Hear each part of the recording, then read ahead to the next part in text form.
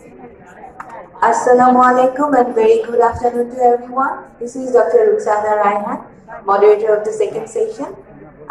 Here at the very beginning of our second session, I would like to invite our keynote speaker, Venkateshwaran K. Iyer, Professor and Head of the Department of Pathology, All India Institute of Medical Sciences, New Delhi, India. He trained as a pathologist from the All India Institute of Medical Sciences, New Delhi from 1992, after which he did a one-year fellowship in pediatric pathology from Birmingham Children's Hospital. Pediatric pathology is one of the main research focus, with numerous publications on the molecular pathology of Wilms tumor, neuroblastoma, hepatoblastoma, and basal sarcoma of kidney. His latest papers are on microRNA evaluation in Wilms tumor using microarrays and healthcare rearrangements and overexpression in neuroblastoma. Present ongoing research work is a project on mRNA expression using nanostrings for prognostic classification. In 2021, he has set up specialty reporting and integrated molecular pathology into all the different specialties of histopathology. And the Bangladesh Society of Pathology for this extremely kind invitation. It's a great honor for me to come to your country. I'm visiting it for the first time. I'm happy to see that it is such a happening country. Things are happening. There is infrastructure development. There are great roads, great airports, great convention facility at which we are having this. And it is indeed my honor to be invited to this August gathering. If you could switch to the presentation on the laptop. Yeah, so I'm going to be talking about something which has been touched upon by a number of speakers in the morning inaugural session, which is emerging trends in laboratory diagnosis. I will try to keep this under 20 minutes since I have been asked to do so. Pathology over the years has divided itself into multiple specialties, and it is the need of the clinician which is now bringing pathology back together to form one single specialization all over again. So if we look at the way pathology has progressed, molecular pathology has brought all the different streams within pathology together, and that will be the main point which I would like to highlight. So it is the value of pathologist which has increased, because precision is a very general term which just means an ability of a machine to imitate human intelligence. Machine learning is an algorithmic process. It's not actually the artificial intelligence. It is the algorithm, means that the human beings tell the machine what to do and the machine does what it has been told to do. Whereas deep learning means that the machine itself is learning. So machine learning means that it uses methods of learning similar to a human being, and it looks for differences which the human eye may not be able to discern. And that deep learning is what is artificial intelligence. Now, a lot of AI has come into routine pathology. So one of the things we do on our department is this Ventana BP200 scanner, which gives us immunohistochemistry score discipline.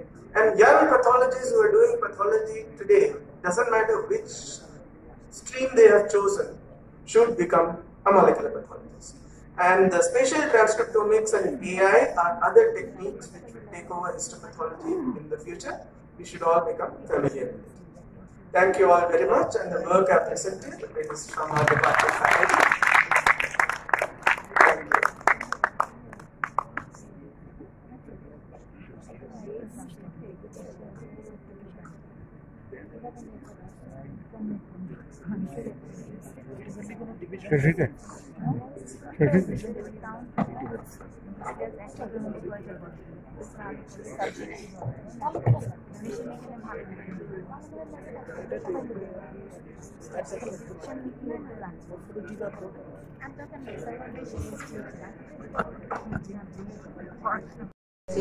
To start the second oral presentation. So,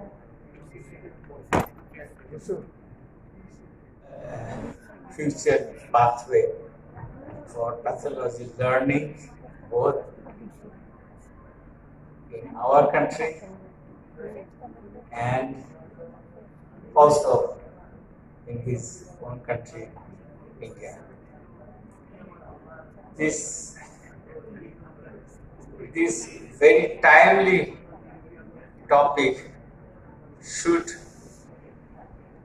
be remembered by all of you, and I think you should pursue this in your future path.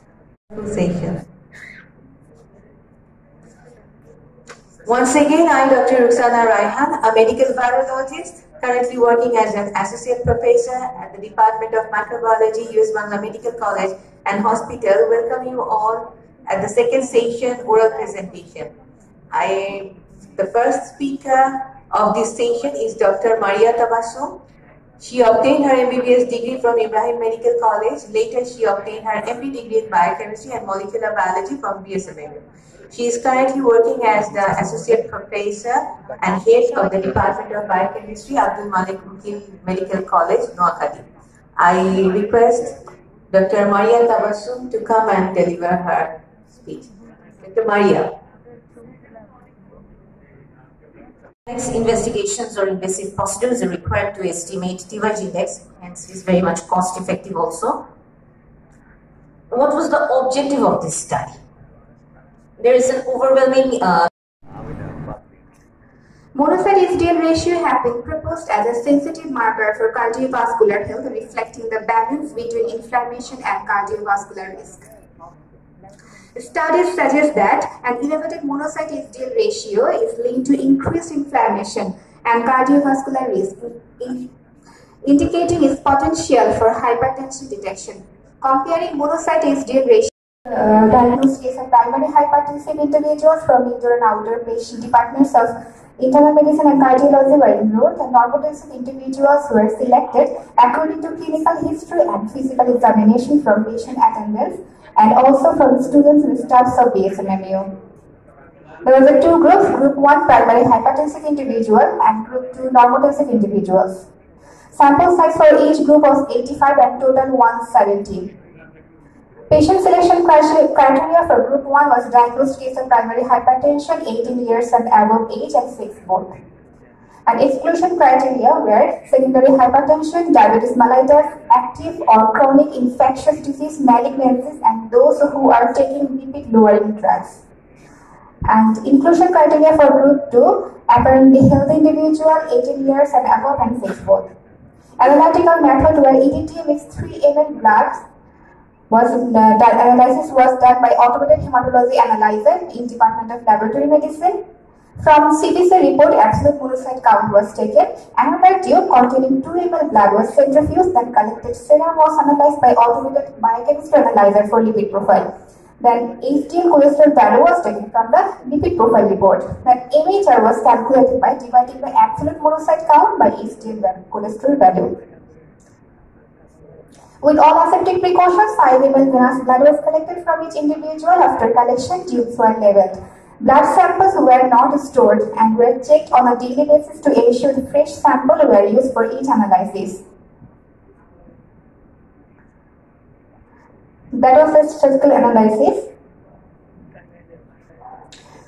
Here we can see the significant differences were noted in age, sex, marital status, occupation, and family history of hypertension between two groups.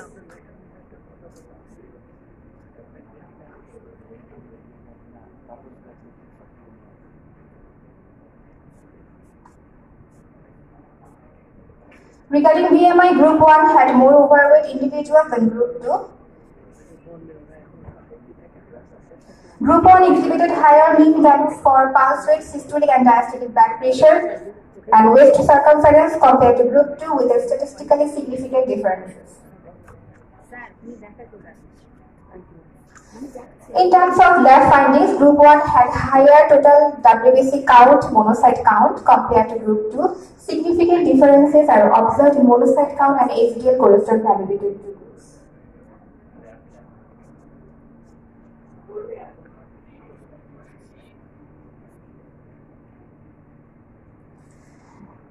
There was a significantly higher monocyte to HDL cholesterol ratio in group 1 compared to group 2. The area under the curve for monocyte HDL ratio as a diagnostic biomarker for detecting hypertension was 0.946 with a sensitivity of primarily affects the corneal epithelium and stomach.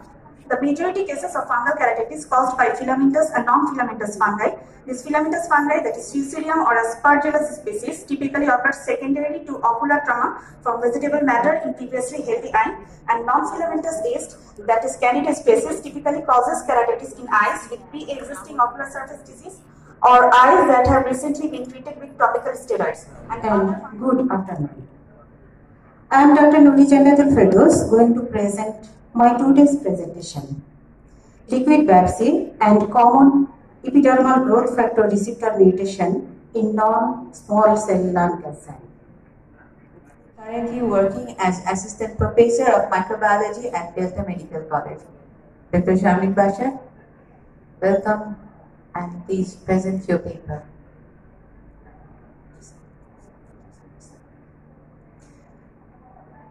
Respected panelists, my esteemed teachers and fellow researchers, Assalamu alaikum. This is Dr. Khondokar Shamik Basha.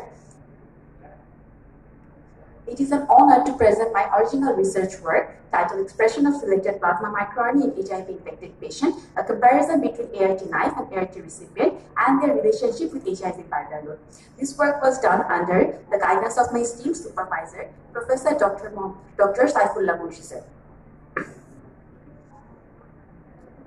HIV has become a formidable global health challenge, impacting millions of lives worldwide. To put our research work into perspective, let's look at the staggering statistics of HIV. I welcome you to share your valuable insights. Thank you, sir. Thank you very much. On behalf of our panelists, Professor Mujib Ansari's বলার কথা ছিল, তো আমি একটু সময়টা চেয়ে নিই because to share my some observation 5+5 10টা মানে প্রেজেন্টেশন আমরা দেখলাম। আমার পক্ষ থেকে এই 10 জন সবাইকে কংগ্রাচুলেট করতেছি এবং প্রত্যেকের প্রেজেন্টেশনটা খুবই সুন্দর হয়েছে। আমার কাছে তোমরা সবাই অনেক নাম্বার পেয়েছো, কিন্তু আমার অবজারভেশনটা একটু ডিফারেন্ট বলতেছি। এই জন্য আগামীকাল, day after tomorrow, in future, you people will go abroad and you will present your different scientific articles over the renowned people. You should be very precise and you should be very timely. So don't go for discussion, don't go for elaborate reference list, don't go for citation. And another thing, you should keep your slide as minimum as possible. Don't make the slide cluttered with the data, which is very difficult to understand and very unpleasant to look. So try to make these slides pleasant and sleek. So the basic format of any scientific article writing is just to go for the title. Next you go for the context, that is introduction. Then you go for the objective. Only general objective, not specific objective. Don't write 5, 6, 7, 8 points under the banner of the specific objective. No, you only go for the general objective. Shortly give the method, and then you give the result and final conclusion. That's all. So please, please, please keep in mind this information I have just shared with you for your future benefit. Thank you very much. HIV testing in 1987 through him. He served as the member secretary of the National AIDS Committee from 1985 to 1999 and was the president of both IPGMR Teachers Association in 1990 and the Medical Teachers Association Federation from 1994 to 1998. From 1998 to 2000, he directed the Bangladesh AIDS Prevention and Control Project, introducing the safe blood transfusions, which screens hepatitis B, hepatitis C, malaria, syphilis, and HIV, which still now is a mandatory before any blood transfusion. That the discussion in the presentation. Now, I think we shall start the discussion portion of this papers through our question and session session. So I would like to request the members present here to ask question. No, সময় নাই সকালবেলা মানে সময় নষ্ট হয়ে গেছে so Dr. Roxana Ryan says they have she doesn't have any time for question and answer session. Question and answer session is really the discussion session of your presentation. Yes. Dr. Mujib had said that you should not write discussion in presentation. And discussion is really the question and answer session. And Roxana, Madam says they don't have time for discussion session. So what shall I say? Summarize the entire thing. No, I really am summarizing the entire thing. While I was doing my PhD in London, there was a professor, I don't remember his name. He was so rapid in talking that nobody could follow his lecture.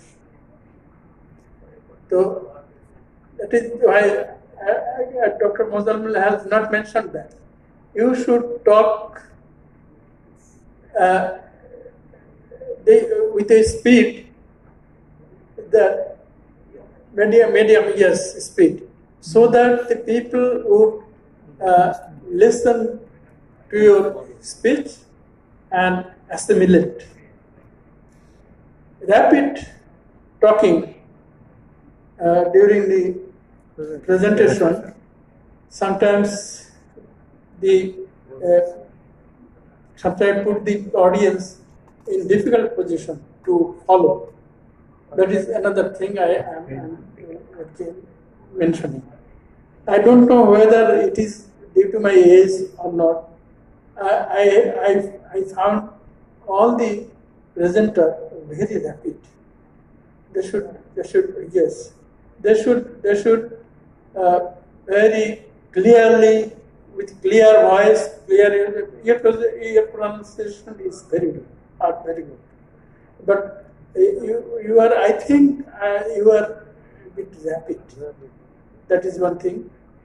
And another thing, what is this called? Screen. This screen. I could not read the paper. Read the writing of this from the screen. in this small screen. So visual clarity. But what for this are there? For us, or not for them? For us.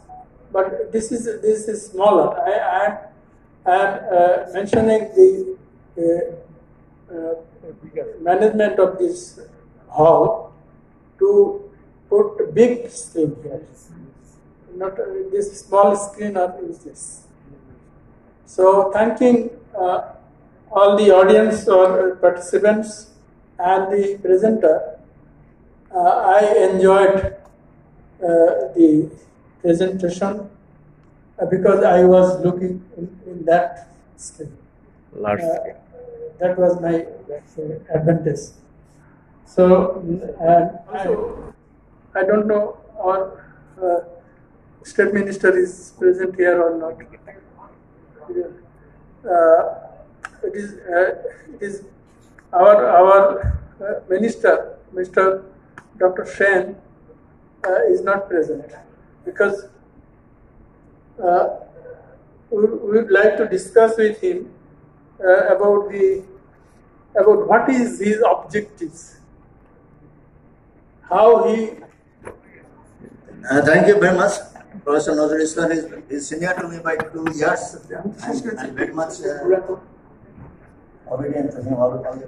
The question you raised just now, that what maybe the objectives of the health infrastructure or maybe the overall substandard level of health services in Bangladesh. It is not only the health services, it is also the standard and quality of medical education in the country alone.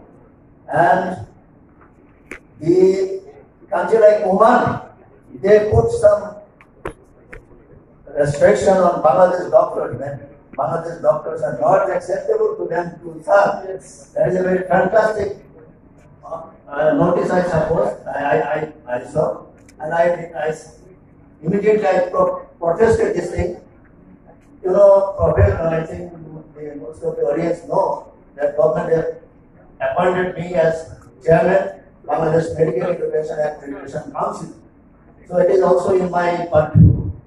I want to add to all this discussion that let us all build up an opinion. As you mentioned about the university teacher, of course that is an issue, no doubt. But at the moment we are concerned with our health, our medical education and health services. So in that perspective, I think we must all come together. We must all be in a bondage of unity. You must support me. You know, Subramani, what is he? I don't care anybody except Almighty. So, and I started my education in 1978 and 79 during martial period of General Jia, and I led in a movement for doctors, full Christian technocracy. So I am well conversant about the health situation, the overall programs of doctors since my, if not boyhood, but from at least 19. Mujib is senior to me by 1 year, and he knows about me what we have done in army pathology. He was the pioneer in doing all this. So, what I mean to say, we are really in a very desperate situation. World Federation of Medical Education, they have put an embargo on Bangladesh government that if the doctors of Bangladesh are not accredited